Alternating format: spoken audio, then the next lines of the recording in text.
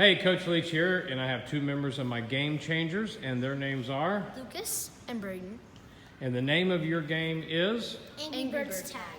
Angry Bird Tag. So how many taggers we have? We have two taggers. Two taggers, so boys and girls are moving around, and they get tagged on the On the leg. leg, and if they get tagged on the leg, They go in a little line, and then they line up, and what they do is that they get the ball and they try to knock down the tower. If they do knock down the tower, they have to go and rebuild it. okay, so they come pick one of these lines, and we have just 8 set up, so depending on what a PE teacher has, they could do more or less. So we have 2 buckets in a stack, and we have a line, a red yarn ball representing the Angry Bird. So as you said, they get in the line, and then does it matter overhand or underhand toss? Does not matter. Does not matter.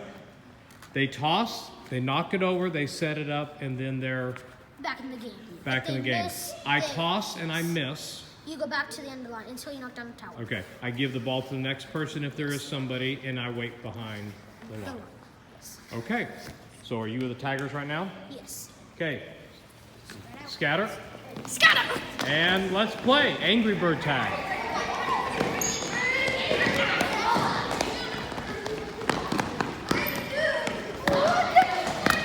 Tag, so they knock it over, and then they rebuild it, and then they're back in the game. And if he missed it, so he would go back and do it again.